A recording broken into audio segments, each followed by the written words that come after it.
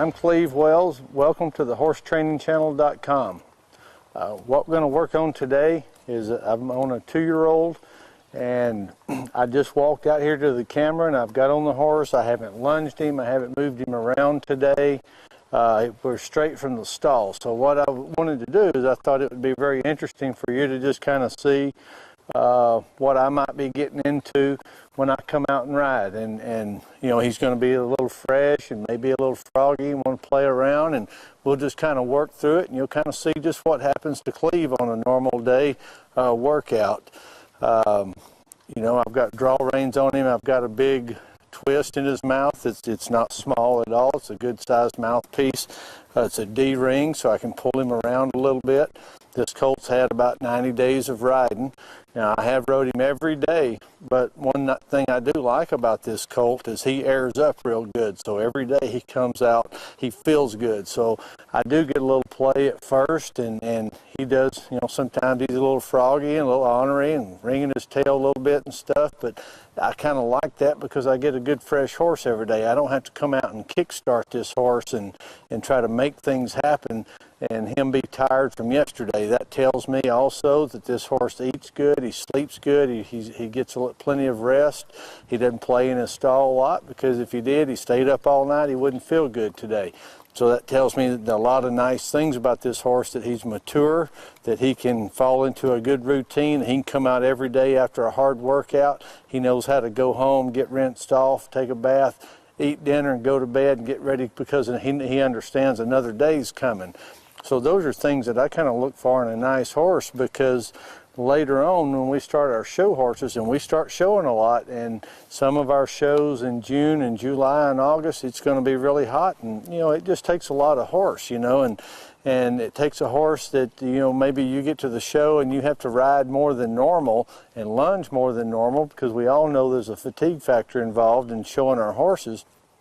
You got to kind of know that horse can air back up on you, and that you have plenty of horse to accomplish what you want to accomplish, and that he's going to come back every day and give you something to work with. So with that being said, I'm going to walk this horse around a little bit and just kind of see, get a feel of him and see how he's feeling. You know, he's kind of gumming the bit a little bit and just kind of goofing off. I'll bump his face here some, just draw him in, see where his chin comes to the point of the shoulder. He breaks real good right here in his withers. Comes to him in, just release. You know, I like to draw a horse in, just like these are. They're draw reins, draw the horse in, let the horse out. Draw the horse in. When I draw him in, you watch my legs. I'm going to come in with my legs, kind of squeeze, ride close. When I release, I don't open my legs, but I just drop my legs and keep them relaxed. When I draw in, I'll pat my legs, kind of tap him on the sides. That's to round him up and draw him up, and kind of start teaching him right now to kind of round up and get up in that bridle. Chin to the point of the shoulder, break it to withers, break it to pole, chin to the point of the shoulders, release. Because when we show this horse later on, that's what we're going to do. If I'm showing him, I'm going to come in, bump, break it to withers, break it to pole, chin to the point of the shoulders, release. And then I'm also going to add something to it of slow down or get your shoulders up, or, you know, there's going to be a reason that if I'm showing and I have to correct this horse, that I'm going to draw him in and make a correction. But right now, he's got to put his body in the right position, or I can't make a correction at all anyway. So if I'm fighting headset, then I can't make corrections from the shoulders back and fight headset. So you know, we spend a lot of time right here. Break it to withers, break it to pole, left, right with my hands, left, right, chin, point of the shoulder. Thank you. When I also, and I'm just going to call some things as I'm walking around here that I like about this horse. When I draw him in, I'll tell you to watch different parts of the horse. Watch his horse's feet, watch his stride, watch the length of his stride. I can draw him in and I can release him. His stride never changes. So he's not drawing up, and then when I release, he's not throwing his shoulders back out and lengthening his stride, because a horse's shoulders, when their shoulders are down, they're going to have a longer stride out in front of them. When a horse walks, whoa, And think about this, when a horse walks and he's got his shoulders up, he walks from back here forward, back here forward, steps forward. His foot comes back, he goes forward. When a horse is down in his shoulders, he walks from here forward, here forward. So you can see how if he's walking here and then breaking over and going forward, he can't carry as much of his body weight if he's got his feet back here and stepping up, not so far out in front of he's not leaning out in front of his shoulders so far, so much stride. Some of that I can see in the young horses, and some of it that's the difference to me in certain qualities of horses, is they go from here to here, from here to here, instead of from here to here, from here to here, and their front end's already out in front of them too far, and then their back end's back here, and it's hard to get it all back together to get them to rock shoulders up and rock back.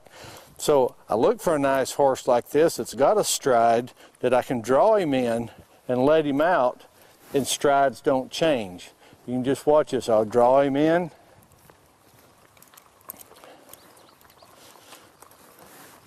I'm going to keep him drawn in, let him out, stride doesn't change. Draw him in, let him out, stride doesn't change. Okay? Another thing, and I've repeated and I'll say it again, and I know I've said it before, the hock and the jaw are connected. Soft jaw, going to have a good hock. You know, soft jaw, he's going to be good in his hock. If he's pushing in his jaw, that push has got to come from his hock. You don't feel it coming from back there, but that's where the push starts, and then it goes all the way up through his jaw. All right, so this colt's walking a nice circle. He's relaxed. One thing I like to see in a horse, even at the walk, if I was to drag this arena and sometimes we'll even do this, you'll drag an area, and then you come out and you walk a circle. And I don't care what circle you walk, but you walk a circle.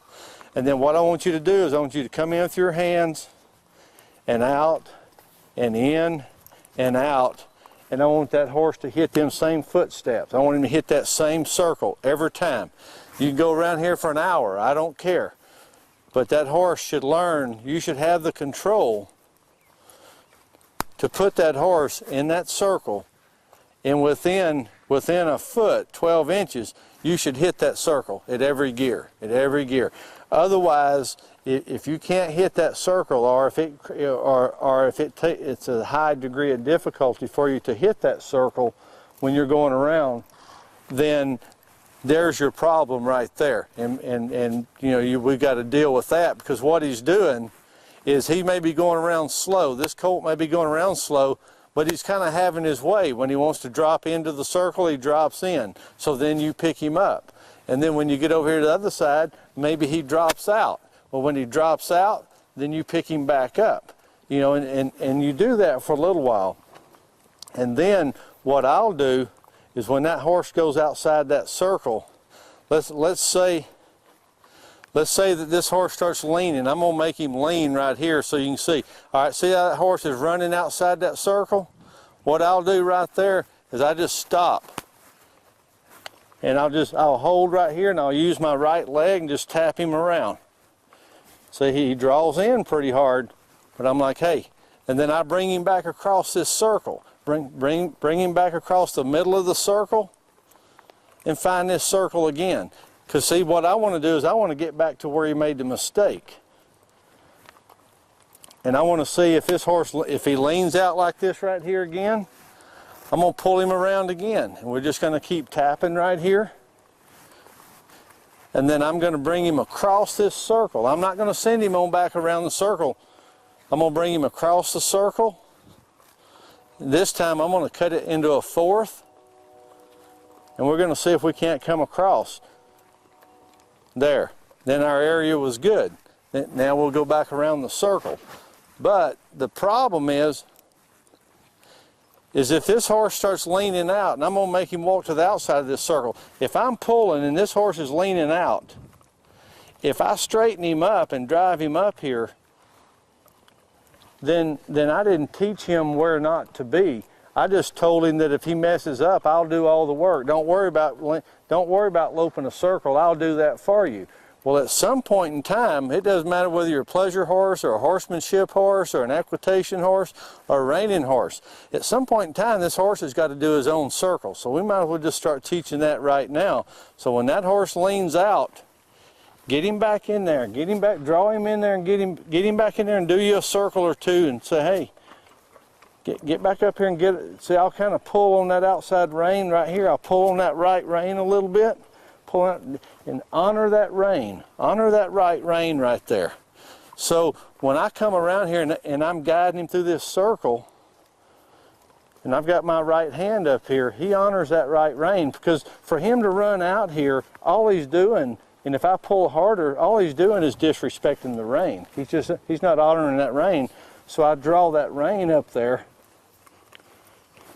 And I draw that right rein, so I don't have much on the left rein. And really not, you got to be careful when you draw a horse in like this in draw reins, because he could have to come up with you. So there is a little bit of danger right there involved to be careful with. But teach that horse, and don't come across further. This hand really, when you draw your right hand to your left shoulder. Draw right hand to the left shoulder. Right hand to the left shoulder. Don't be drawing across here flat, because all you do then is tip his nose out harder. So you certainly don't want to do that. And just get them horses to where it's almost like wherever I set this horse in this circle, with a little bit of leg help and the rein. To me, when I set my hand over here on the left side of the main line, what I've done is I've turned the blinker on. The blinker's on. The blinker's on. So now what I'm doing is I can walk this colt around here, and you can see he's bent to the contour of the circle. He's relaxed. Look at this body shape. His body shape looks like the circle.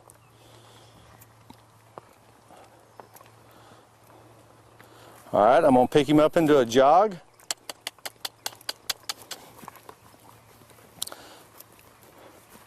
Same thing, simple. You know, you don't see this horse, you read into this horse. You know, look at his ears, look at his eyes. We've done a lot of circles. This horse, for 90 days of riding, he's had a whole lot of circles done on him. Our winter's been pretty good, so we've had a lot of riding time. So he's got lots of circles on him. But as you can see, he's not looking for someplace else to be. He's content out here. I move my hands, look where he moves. See, I'll take my thumbs right here, 2 thumbs, and ride this horse. When I draw in here, move my thumbs, see him bring his front end over, comes to it. Release, lift, draw him to it. A little bit of outside leg, a little bit of right leg. And when I drop him down, he goes out here, but he's content. Now what I'm not doing right now is we're not going to do a lot of straight lines and stuff. I kind of going to stay with these circles right here. And the way I look at it is, one, I want to teach him some stuff inside this circle where I can work one side of his face, not have to be, I don't, and as he gets broker, this circle will get bigger and bigger, and the circle will eventually turn into an arena over time. So I'll sit here and work this circle, and I may even like take my legs, like right here, I'll open my right leg, put my left leg on him. See, I'll ride him outside that circle. Then I'll come back, open the left leg, put the right leg on him. See, I'm going to drive him to the inside of the circle right here. See, I drove him right through the middle of the circle right there. So see, I've kind of got this colt. If you watch my hands and watch where he's going, I'm not really guiding him that hard with my hands. He's riding pretty nice out of my legs right now, and that's just because we've sat here a lot of times. But anytime he messes up, we're going to stop, take him a step or two back, mash him around a little bit, get him where he mashes around some, mash him around, start over.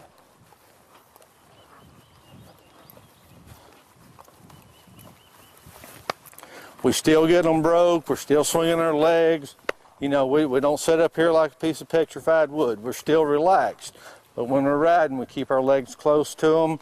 Doesn't matter, we'll swing a little bit here, you know, different stuff, but he's nice, he's broke. He's not trying to go up and down in his head. So we've got a nice colt to work with.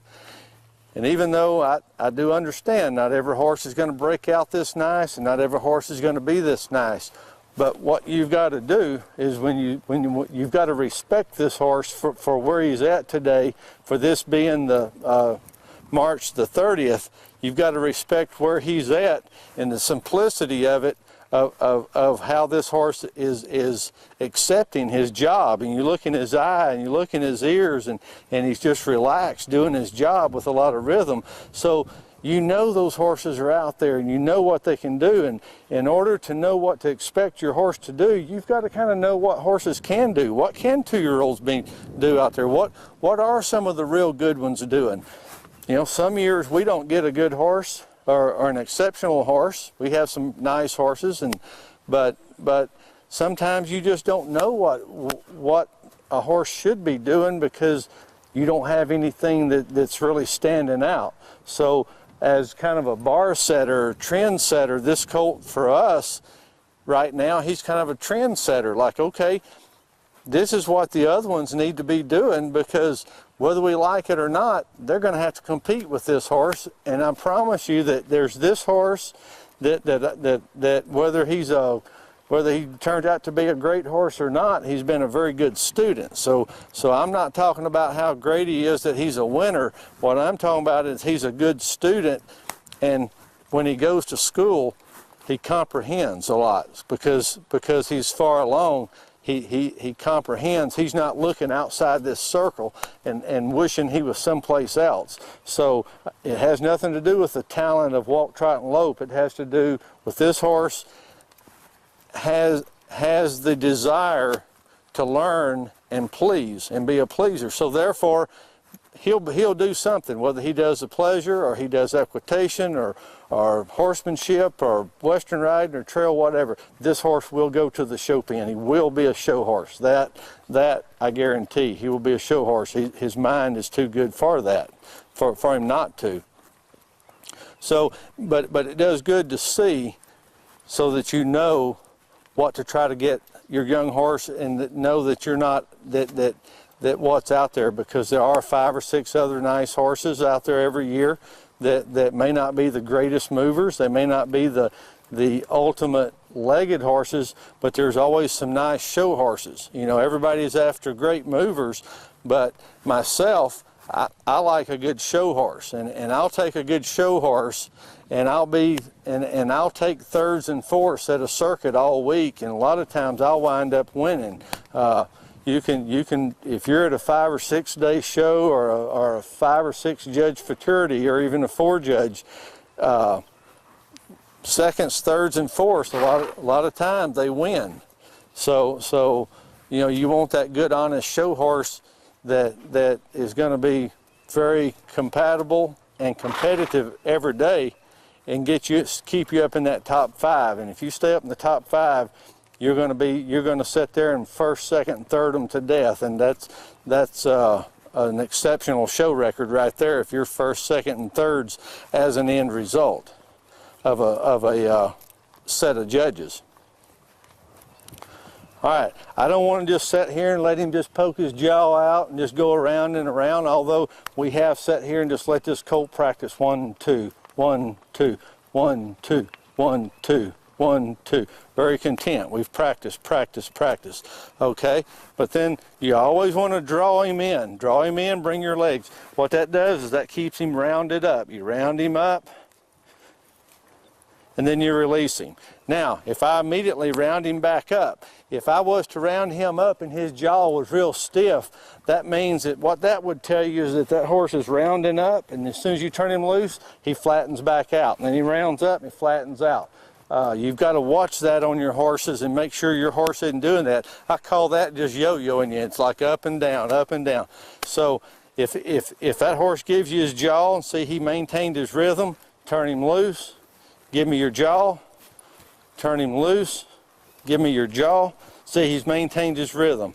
And this is whether it's a broke horse. It doesn't have anything to do with 2-year-olds right here. Give me your jaw, turn him loose. 1, 2, 1, 2, 1, 2. He stays in that rhythm. that tells me that when I round him up and turn him loose, he doesn't flatten back down in his loin and his back. Wherever it's at, he's content staying there.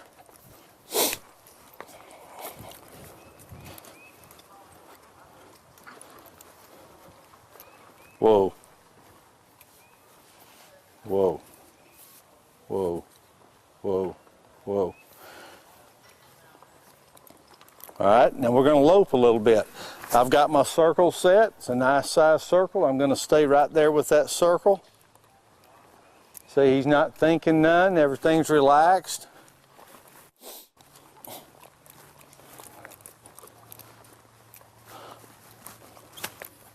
Always remember, like when you get ready to lope, we're not going to take off and lope. There's still, even on a young horse, there's a quality of transition. There's a method in which you get to the lope. We don't just lope and then start training it.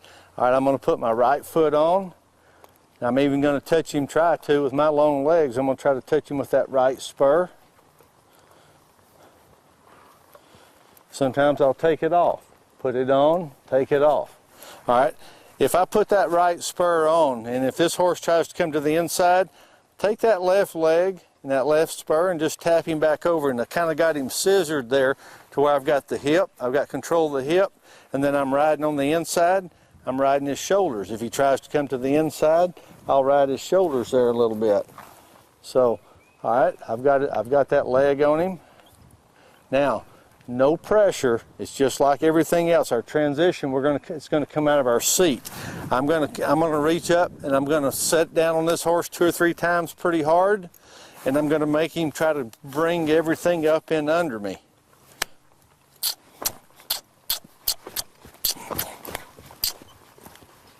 There, that's kind of his cue. Right now it's a little bit rigid. I may have to do it 4 or 5 times. But I let him lope off because he's the one that's got to do it. I'm going to critique what he does, so I'm going to let him right now do it with his own timing. Now I want you to notice I'm not, right now he's a little bit fresh, he's kicking, just kind of going around.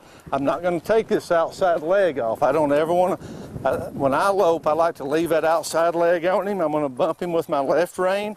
My right leg is on him at all times, and almost trying to touch him with that spur just a little bit, because what I don't want him to do is learn to run from that spur. So right now I'm touching him and I feel him kind of running from it. 1, 2, 1, 2. Feel his rhythm. 1, 2, 1, 2, 1, 2. All right, I'm going to bump this inside, chin to the point of the shoulder, release. Chin to the point of the shoulder, release. Chin to the point of the shoulder, release. A little left hand, right hand, bump. Keep him kind of squared up front, chin to the point of the shoulder, but don't let that right shoulder get stuck out. Don't let him get, if he gets too much bend to him, this right shoulder is going to start getting stuck out over here in the circle. So, you know, do what you've got to do, right out of feel right here. Keep these shoulders square right up here in front of you.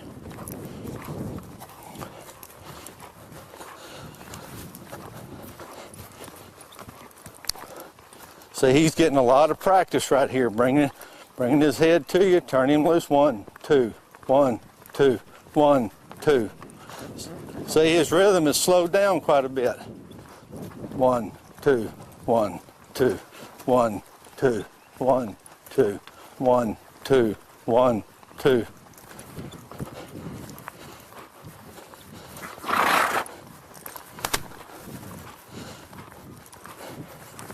See, this cold, see, he's not trying to go anywhere. He doesn't know anything about frame or anything, but he's content. He's content. We've done hundreds and hundreds of circles. 1, 2, 1, 2, 1, 2, 1, 2, 1, 2. 1, 2, 1, 2, 1, 2. 1, 2, 1, 2.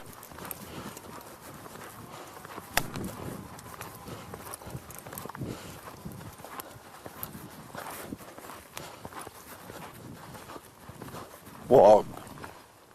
Good. Always back up a step or two. Release. and make him get squared up. Whoa. One thing I like, so I turn this colt loose, his head doesn't do that. He doesn't start looking for someplace else to be. He's staying right with me. Right with me. So I'm just calling the nice things about this horse, you know, and so that you see this, you know, because somebody out there can, you know, more times than not, people will say, well, I have a nice horse. My horse does those things, but they don't know to pay that horse that credit for that. They don't even know to look in those areas to reach down and pet their horse and acknowledge what a good horse is and know what a nice horse is and a content horse. So sometimes you got horses doing some really fascinating things, and you don't even acknowledge how mentally mature they are, and that it really is a positive thing, and to kind of relax out. You know, the look in his eye, the relax. I'm not having to sit here and say, quit that, stop that, don't do that, quit that, stop that, just like a kid. I mean, you're not gonna teach a kid a whole lot if all day you're teaching him to quit that, stop that, come back, look here, pay attention, stop that, look here, pay attention, get back, pay attention, you know, quit, get your hands off your ears, listen to me, shut up. You're not going to teach that kid anything. That kid may be at school for 12 years, but they may even graduate. They're not going to graduate with knowledge, they're just going to graduate. So, you know, it's what they retain. This horse, you can see, is retaining a lot because, like I said before, he's content. So, you know, like I said, I'm going to call these things so that you can acknowledge the weaknesses and the strengths of the horses, not only 2-year-olds, but all the horses that you ride. You acknowledge the weaks and the strengthness in them, and then that's what helps you build your program. It's not just an ABC program. You build a program around a certain horse. You know, you give them what they need. Right now, this horse needs repetition. He's doing a lot of nice things, so he needs repetition, over and over. So I'm going to lope him off again. Right leg on. Now, if I put my right leg on and he was to surge, we're just going to back up. Now, I don't never back up and go forward. We're going to back up. I'm going to tap him around, holding this right leg on him. Move him around a little bit.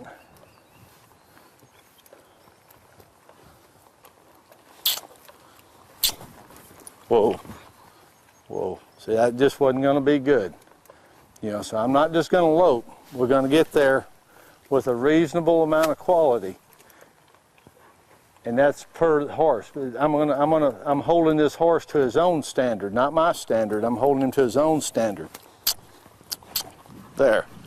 Now this horse moved to the inside just so that I call it. He moved to the inside 3 or 4 inches, and that was okay, because that's where this colt's at right now. But later on, I'll correct that. That would be, I would stop him for that. Chin to the point of the shoulder, right leg's on him. Good. Draw him back in, chin to the point of the shoulder, and just sit right here. Just mesmerize him. Practice, practice, practice. Practice, practice, practice. Whoa. Now, another thing. This colt right here, just the way he stopped, real nice and balanced, and keeps his back end under him. I've loped this colt everywhere from 2 minutes to 20 minutes. I've done a lot of stuff. I've spent a lot of time on this horse, and I will tell you, 98% of the time when this colt stops, he drops his rear end. I feel him stop behind. He never lengthens his stride up front. He has never done that. Lengthened his stride up front to stop. That tells me that he lopes balanced, that he has a lot of natural balance, which in return creates natural self-carriage, which makes it easy for him and it makes it easy for me, so it just makes it easy for everybody. But I want to call that. I can lope this colt off, walk. And he just stops. Every time he stops nice. He doesn't stop heavy up front. He'll stop and stand.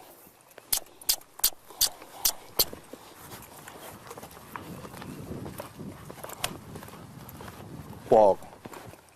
Another thing, you see my leg. I'm going to lope him right here again, call one more thing. Put my leg on.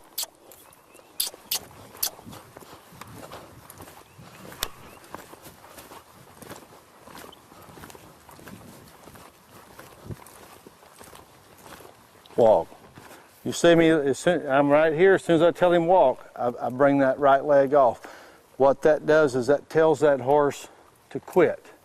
If I'm not telling him to do something, if I'm not telling him to go trot like with my legs, if I'm not telling him to lope with my legs, he needs to stand still because he's not being given a command. I don't want to kick and then quit with my feet. You always ride that horse forward, always be pushing.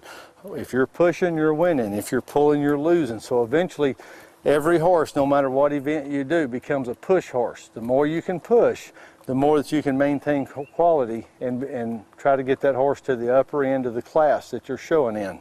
So that's kind of what I wanted to get accomplished in this lesson, and keep it simple, keep it soft, acknowledge the qualities of a good horse, some of your weaknesses, understand some of the weaknesses that you've got, and I know everybody says, well, how do I fix this and how do I fix that? Well, you can't cover everybody's problems. I can show you some general things, but there's just absolutely no way to cover everybody's unique problems with all their horses.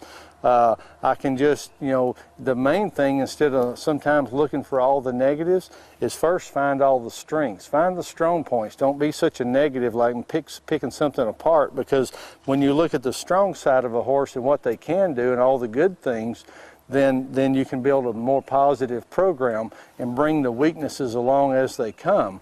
But you don't have to tear up everything and tear up the strong points by just messing with it and picking on them every day about the weak stuff. It'll all kind of balance out. Let the horse enjoy some of the strengths of your horse. Let that surface every day, because that's confidence. That's that horse feels like inside they get something right. I'm doing this, I'm good. Yeah, you're good, but there's always going to be but. You got to get better in these other 4 things. You're good at 3 things, you got to get better at 4 things. I know that. I don't have to beat him down with that every day. So let's work on them 3 good things, and let's pick one of these 4 and keep bringing it up. Just keep bringing 1 up and then 2 up. Before long, we're always going to have 1 or 2 weaknesses with every horse. It doesn't make any difference whether they're a show horse or not. You're going to have problems and you're going to have weaknesses. So don't try to fix everything and dwell on all this little stuff down here. Find the strong stuff that you can do and enhance that, and keep bringing the weak stuff to the surface. So I hope this helps everybody, and you can kind of see what I'm doing with my 2-year-old right now. And if you have any questions, then you can get in touch with me, and I'll be glad to help you at any time. Thank you.